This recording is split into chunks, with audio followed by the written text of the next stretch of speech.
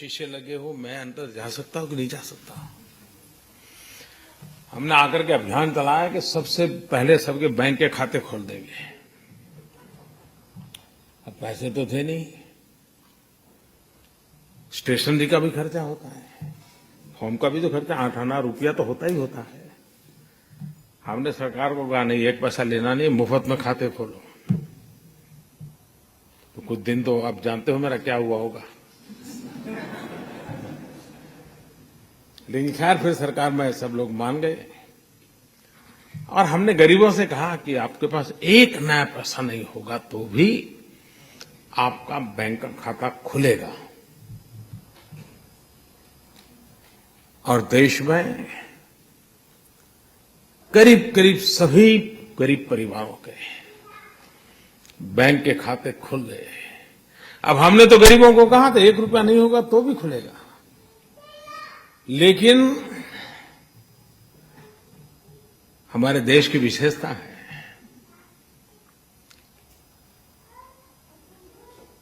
देश के गरीबों ने अमीरी दिखाई। बहुत बार हम अमीरों की गरीबी तो देखते हैं, लेकिन गरीबों की अमीरी देखने का सौभाग्य मिला। उनको कहा था कि आप 1 रुपया भी नहीं दोगे तो चलेगा। उसके बावजूद भी जिसका जीवन में कभी अकाउंट नहीं खुला था, बैंक का दरवाजा नहीं देखा था, इस एक शब्द पर इन गरीबों ने बैंक खातों में करीब करीब 45,000 करोड़ रुपया जमा किया। 45,000 करोड़ रुपये।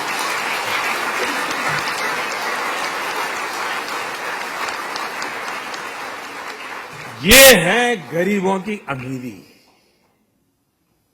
और यही है हमारे देश की सबसे बड़ी ताकत। जो देश हम जैसा चाहते हैं वैसा बनाने का सामर्थ्य रखती है। 2011 में जापान में बड़ी प्राकृतिक आपदा आई।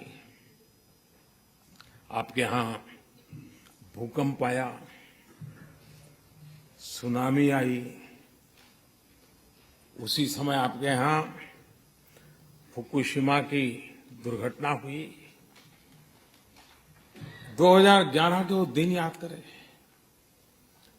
बिजली में कटौती, पानी भी 4 बोतल जरूरत है तो 1 बोतल से चलाना, दही लाना है तो नहीं भाई मत लाओ, कम लाओ। और सिर्फ वहां नहीं जहां पर आपत्ति आई थी, पूरे जापान में सरकार ने इच्छा व्यक्त की सरकारी दफ्तरों के लिए, लेकिन इस देश की जनता ने इसे अपनी जिम्मेवारी माना। और हर कोई कोट पैंट टाई बंद करो तो बंद किया, एसी बंद करो बंद किया, पानी जरूरत से ज्यादा मत लो नहीं लिया, कम चीजों से घर खाने में चला दो, 3 सब्जी बनाते हो 1 सब्जी चलता है। ये आप लोगों ने किया, जापान के लोगों ने किया। जब मैं पढ़ रहा था ये सारी चीजें, और जब मैं बाद में यहां आया था तब जब सुनता रहा था लोगों से, तो मुझे भी कभी होता था कि कैसे महान लोग हैं, देश के लिए क्या कुछ कष्ट झेलते हैं। लेकिन कभी कभी मौका मन में आता था कि क्या हमारे देश में भी ऐसा हो सकता है क्या ये संभव है क्या? लेकिन आज मैं बड़े विश्वास से कह सकता हूं कि हिंदुस्तान का सामान्य मानवी भी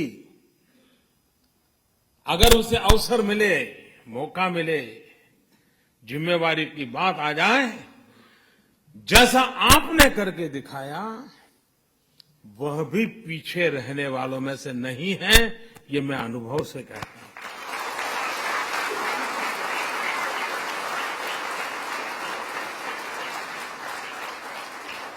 अभी अभी का मेरा ताजा अनुभव है।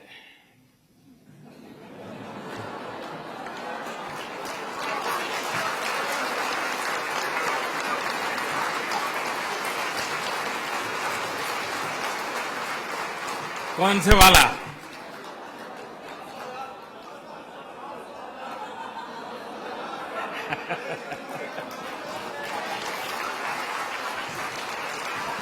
आपको भी पता है कि अचानक 8 तारीख को रात को 8 बजे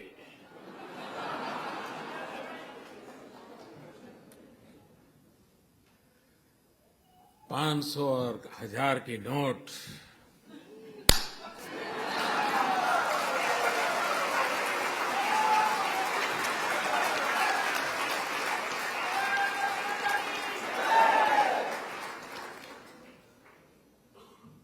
मैं 125 करोड़ देशवासियों को नमन करता हूं, सलाम करता हूं जी।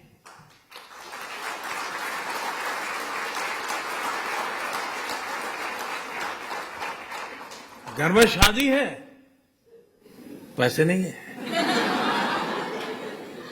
मां बीमार है, 1000 की नोटों का थप्पा है, लेकिन मुश्किल है। इन सब के बावजूद भी तकलीफ है, ये पता है, खुद को है पता है, अड़ोस पड़ोस को है पता है, उसके बावजूद भी लोग मुंह में उंगली डाल डाल करके पूछवाते थे, मोदी को कुछ बोलो, कुछ मोदी के खिलाफ बोलो। ऐसा भी चल रहा था। लेकिन मैं देश के लोगों को 100 सलाम करता हूं।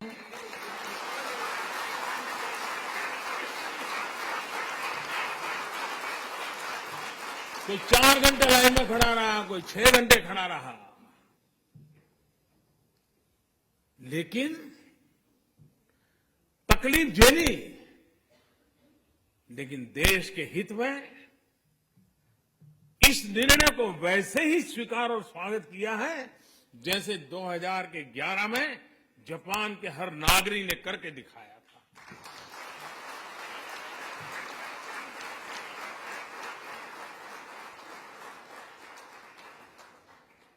कुछ स्थान पर तो लोग 5-5 घंटे खड़े थे और अचानक एटीएम काम करना बंद कर दिया, तो भी चलो कल ठीक हो जाएगा। ये अपने आप में देश के उज्जवल भविष्य की निशानी है, उज्जवल भविष्य की निशानी है। ये ठीक है कि पाप करने वालों की संख्या कोई ज्यादा नहीं होगी, 1 लाख, 2 लाख, 5 लाख लोग होंगे। मुसीबत 125 करोड़ को हो रही है, लेकिन फिर भी 125 करोड़ को लगता है कि अगर इतना सा झेलने के बाद, और आपने देखा होगा, अब तो व्हाट्सएप पर सब आता होगा, पहले गंगा में कोई चवन्नी नहीं डालता था,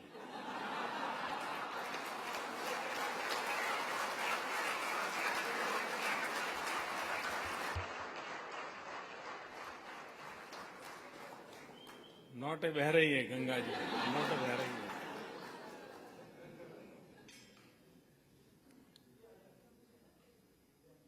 आप मुझे बताइए,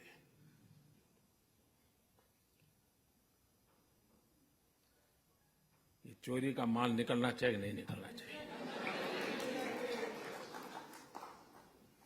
सामान्य मानवी को शिकायत ये होती है कि आप एक को फायदा हो, दूसरे को नुकसान हो, तो उसको लगता है जब इस कानून सबके 500 की नोट गई, सबकी 1000 की नोट गई, मोदी की भी 1000 की नोट अब बाजार में चलने वाली नहीं है, तो लोग कहते भाई ये बढ़िया हो गया। ऐसा होना चाहिए, हर एक के लिए समान उसका असर है। और इस कारण, इस निर्णय से मुझे भी पता नहीं था कि मुझे एक ऐसे आशीर्वाद मिलेंगे, जिस आशीर्वाद के शायद मैं जब सोच रहा था कि ये करूंगा तो क्या क्या तकलीफ आएगी, क्या क्या फायदा होगा, वो तो मैं सोचा ही नहीं था। मैं दिमाग खपा रहा था कैसे करूं कैसे, और अच्छा ये काम ऐसा था कि लोगों से बता भी नहीं सकता था, अचानक करना पड़े, वरना तो खेल खत्म।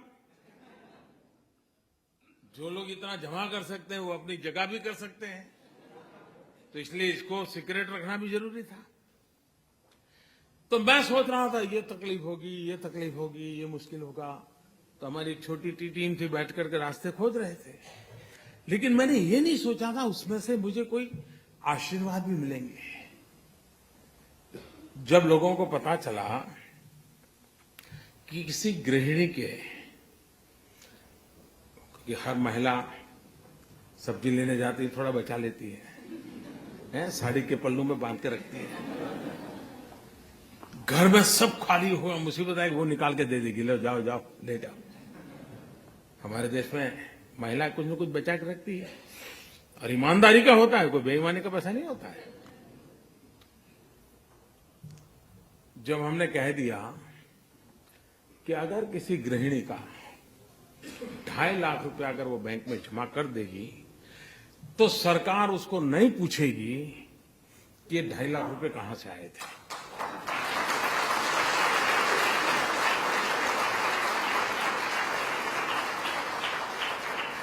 उसका परिणाम क्या हुआ मालूम है? कई बेटे और बहुएं भी जो वृद्धाश्रम में मां को रख के आए थे, उन्होंने 2.5 लाख रुपए जमा करा दिया मां के खाते में।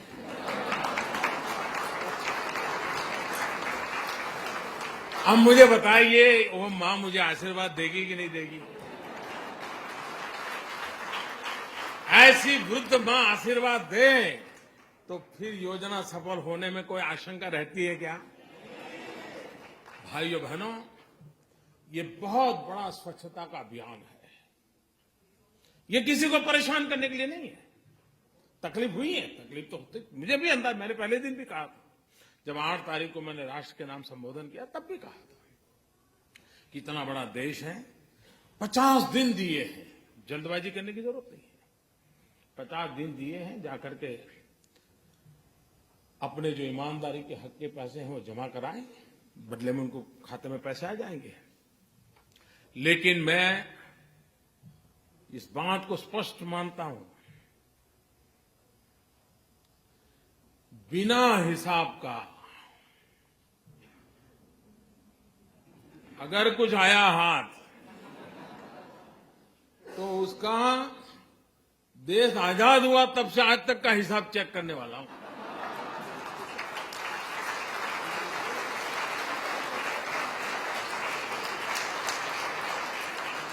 जितने लोगों को नए लाना पड़ेगा ला करके भी इस काम में लगाऊंगा। हाँ, ईमानदारी का है, उसका जय जयकार, उसको कोई प्रॉब्लम नहीं हमारे यहां। लेकिन इस प्रकार से किसी ने जमा किया और वो सोचता होगा कि आज बैंक में रख दूंगा फिर देख लूंगा, कोई बचने वाला नहीं है। और जो लोग मुझे जानते हैं वो कुछ समझदार भी है, तो उनको लगता है यार बैंक में जाने के बजाय गंगा जी में जाना अच्छा है। पैसे मिले या न मिले, पुण्य तो मिल जाएगा। और इसलिए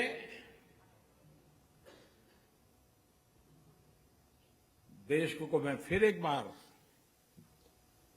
आज पहुंचते ही फिर से भी मैं लोगों को बार बार कहने वाला हूं, ईमानदार लोगों की रक्षा करने के लिए मेरी सरकार सब कुछ करेगी और बेईमानों को तो हिसाब चुकता होके ही रहेगा।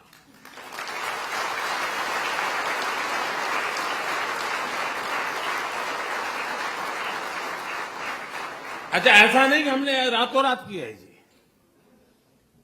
हमने पहले एक स्कीम निकाली कि भाई आप इतना दंड देकर के जितना दे सकते हो दे दीजिए। तो करीब 67,000 करोड़ रुपए आए। तब भी कुछ लोग तो कहते थे कि मोदी फेल हो गए, मोदी का कुछ नहीं हुआ, लेकिन आखिर भी आंकड़ा आया तो अब वो बोलते ही नहीं है।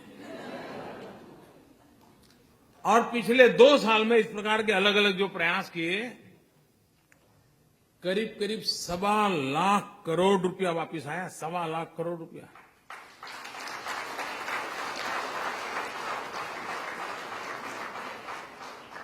तो मौका दिया था, ऐसा नहीं कि नहीं दिया था। लेकिन फिर भी अगर आपको लगता है कि वैसे ही है पहले जैसे थे, तो फिर गलती मेरी नहीं है। और इसलिए और जो लोग अब 30 दिसंबर तक उनके पास समय है और 30 दिसंबर तक कोई तकलीफ के बिना सारा कारोबार, हाँ जल्दबाजी करेंगे तो थोड़ी तकलीफ हो सकती है, लेकिन 30 दिसंबर तक कोई मुश्किल नहीं होगा। 125 करोड़ देशवासियों का उनके हक की चीजें मिल जाएगी। लेकिन कुछ लोग सोचते होंगे कि 30 दिसंबर के बाद, तो मैं आज फिर से यहां ऐलान करना चाहूंगा कि ये स्कीम पूरी होने के बाद दूसरा कुछ आपको ठिकाने लगाने के लिए नहीं आएगा, इसकी गारंटी नहीं है।